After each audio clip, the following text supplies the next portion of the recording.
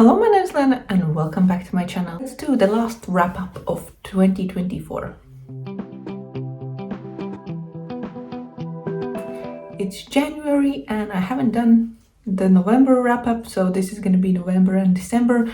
I have 13 books to talk about. In November I read 10 and in December I read 3, so I'm gonna go through them and hopefully I'm gonna do it quickly.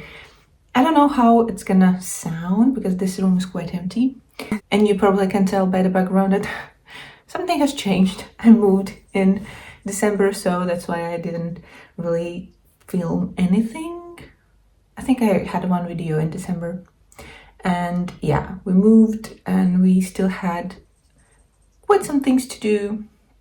But yeah, today I'm filming in this room, this empty room, because the lighting is a bit better here than in the other one. But yeah, I haven't figured out the filming setup and stuff, so we'll see how this goes. But it's time to finally wrap up the 2024 and see what did I read for the last 2 months of the year. I will try and go through them quite quickly because I don't want this video to be too long. And yeah, knowing that some of these books I read 2 months ago, we'll see how much I remember. But yeah, let's get through the books. The first one I read was Only a Monster by Vanessa Liene. This was for Buzzword Reading Challenge. The word was only, and I really liked it. I didn't know what to expect, but it is about a girl who is a monster. Our main character is a monster, and she has been told that, but she hasn't really believed it. And they can control time, kind of control. They can change time, travel in time. So we have time travel in this story, and we have a monster who needs to, something happens and she needs to run and hide and try to survive because there are people who are after the monsters, after people like her, because they take time from other people to travel in time. So yeah, it was really interesting. I really liked it, and I will definitely continue on with the series. I think there are only 2 books, like it's a duology, and I already have the second book. I just need to pick it up, so hopefully I will. But yeah, this was really interesting. I really liked the time travel thing, and the fact that our main character is not like this good person, kinda not, because her ability, as she finds out at the beginning of the book, is to travel in time, but because of the part where you have to use other people's time, people like her are not considered good. So yeah, it is definitely a great read, and as I think I said, I'm gonna continue on with the series. November was Latvia's, my country's, birthday month, and because of that I picked up more Latvian authors. One of them was Laura Vinogradova, and this is her book Crows. The story is in 2 parts. We follow a young girl, and then later on we follow her daughter. So the first part about Sanna is how Sanna grew up. She grew up in an orphanage, and then when she moved to a big city and started college, and how she met her husband and stuff. That is the first part, and then the second part is her daughter years later returning to her home country and trying to figure some things out. It was good. I really like Laura's writing and stories, but for this one, I don't know. I like the first part about Sanna, but the second part about her daughter Leah, I don't know, something was off. I didn't connect with that part of the story, but the first part I really did like, and I found it interesting. So yeah, it was really good, and I will definitely read more by Laura because I know her personally. The next one was The Taste of Lead by Mars Berziņš. This one centers around World War II. We have our main character Matīs, and yeah, it starts around the time when the war starts, and how the messages about what's happening in Europe to them, how they see them impact the life in Riga, here in the city where also I live, and how that changes. And I liked the part where this is about like a person, someone who lives in the city, and how their life is affected by the war and the things that happened during that time here in Riga. So it was really interesting. I didn't expect the ending though. Based on the beginning, I think I should have guessed. I could have guessed. But yeah, I realized it right at the end what is actually happening, what's gonna happen because of something that happened at the beginning of the book. It was interesting to see this young man grow up during that time and figure things out for himself. And yeah, just survive through things. But it is a good book. Next, I read Mums vajadzētu šķirties or We Should Divorce by Zana Nuts. This is a contemporary, kind of a romancy novel, but it is not like a sweet and, I don't know, fluffy romance. It is about a married couple who has decided that they need to divorce. And they have a son, and we have two perspectives, but I connected and mostly remember the woman's perspective.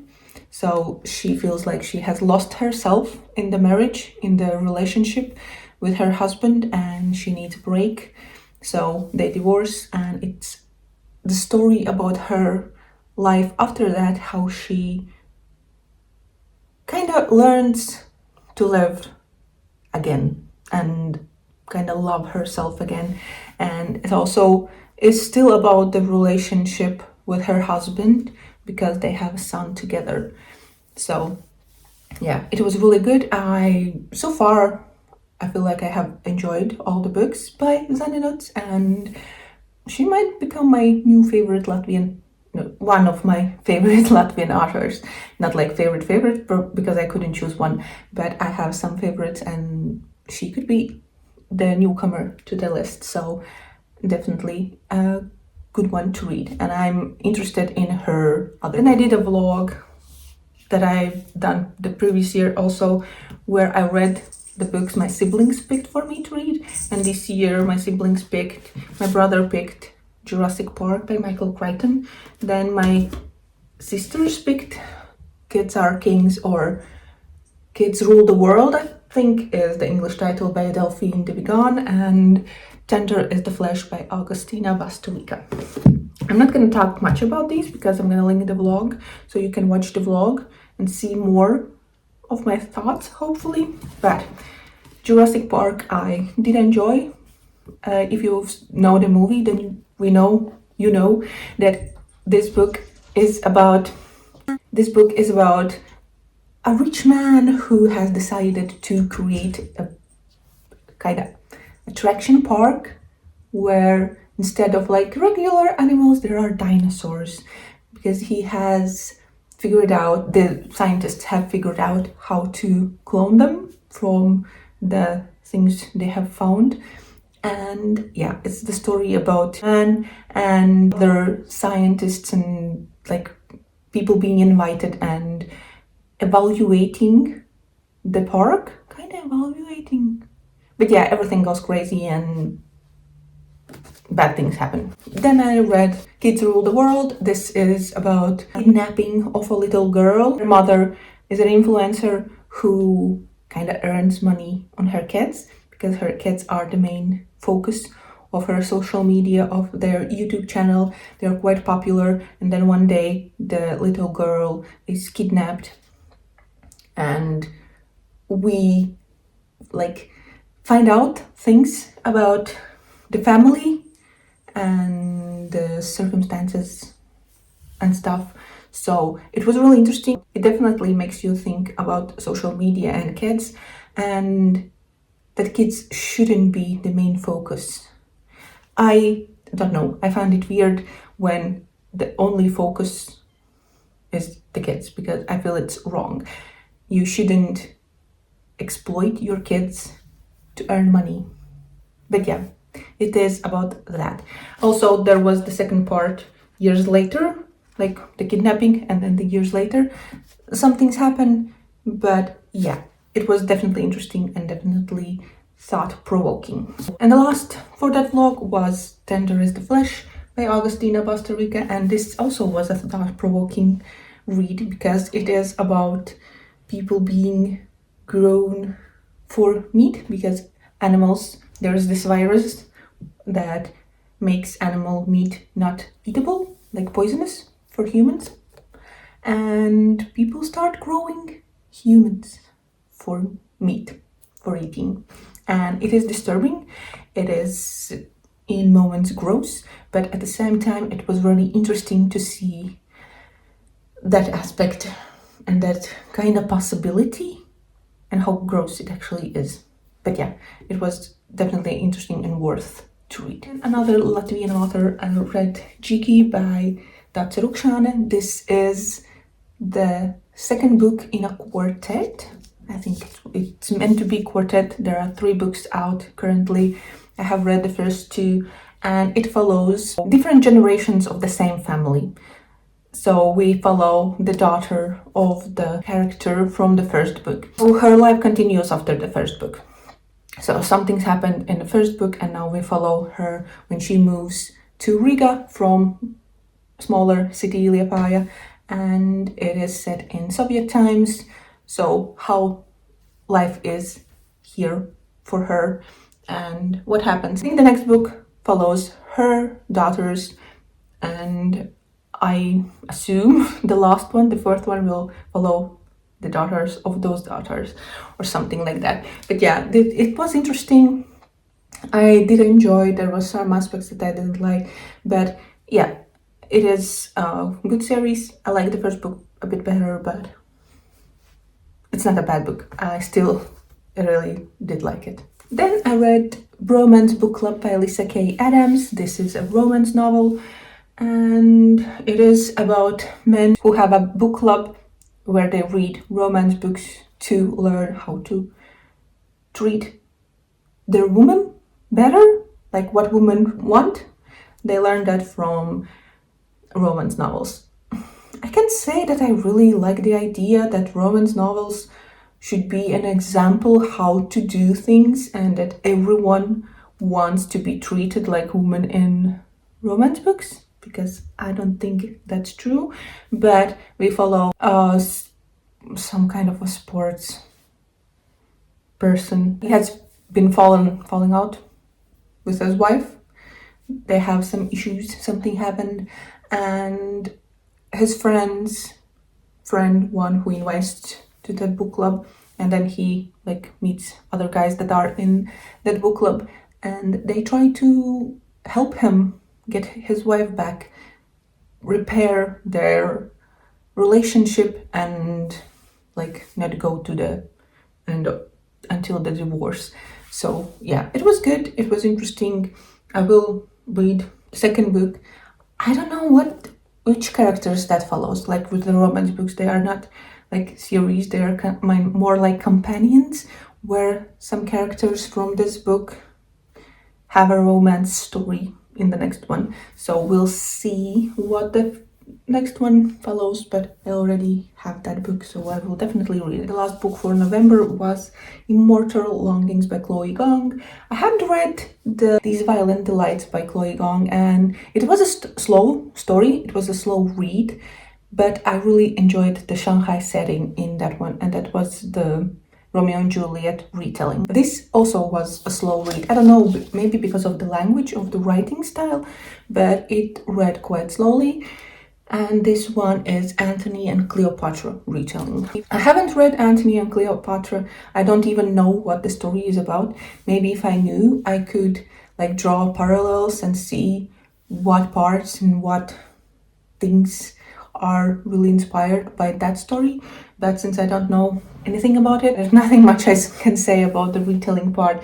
But there is these games happening in this world, and our main character is part of that game, and she needs to survive it. So basically, people who are chosen for this game need to kill off other people. So basically, kind of like Hunger Games. There are a group of people, but the games happen in the city, like around regular people. There's no arena or stuff, but they go around the city killing each other and trying to be the last one standing. But there is hidden agenda. She forms an alliance with someone else, and yeah, things happen. It was interesting, but as I said, it was quite slow read. I think I like the stories by Chloe Gong, but they are quite slow reads for me. We'll see. I need to continue with This Violent Delight series. Also with this, I have the sequels for both. I haven't picked them up yet, but I will. But at least now I know that these are slow reads for me, and not because of the book, but because of the writing, I think. And now December. December wasn't the greatest reading month, though maybe page-wise I read decent amount of pages, but it's only 3 books. So let's talk about the first one that took me 24 days to read. I can't get over it. I don't know, maybe I should have DNF'd and picked up something else, but I stuck to it because I wanted to know how it ends, and I wanted to read it because I was excited and I hoped that I would love this book, or at least enjoy it more. And it is a beast. And it is To Sleep in a Sea of Stars by Christopher Paolini. And I don't even know how to talk about this book. It is a beast. As I said, it took me like 24 days to read, and it read slow, even though there were parts that were interesting. So we followed this woman who is working as, I don't remember. So she's some kind of a researcher. She's on this planet to figure out if it can be adapted or terraformed or something for humans to live on, because humans have left the world and now live on other planets and moons and stuff too. So on one of her jobs, she finds this thing that connects with her kind of alien thing, and right after that we have a meeting with aliens, like first contact kind of thing, and then there is a war between humans and aliens, and there is more than one species. And yeah, it is a long story. A lot of things happen. It was slow and it's excruciating read because I just wanted the book to be over, but at the same time I wasn't ready to DNF it, because after you get over halfway through this book, then it feels like I have read so much. It would be such a waste to DNF now. So I just kept to it, and I read and I survived and I finished it, but I can say that I'm very happy about this book. I wanted to like it, love it, at least enjoy it, but yeah, it was okay, but unfortunately it tortured me. Then I picked up something light and easy and something I ended up really enjoying, and it was Holiday Romance by Catherine Walsh. This is a romance book, and it follows 2 friends who every year they go together back from Chicago to Ireland, and now we follow now and we look back at the previous times they have traveled, how their friendship formed. Their flight is cancelled and they figure out how to get from Chicago to Ireland, and they have a long journey. They kind of realize some things about each other, about the feelings they might have for each other. So it is a classic romance book, but it was really cute. I really enjoyed it. It was fun, and it wasn't annoying.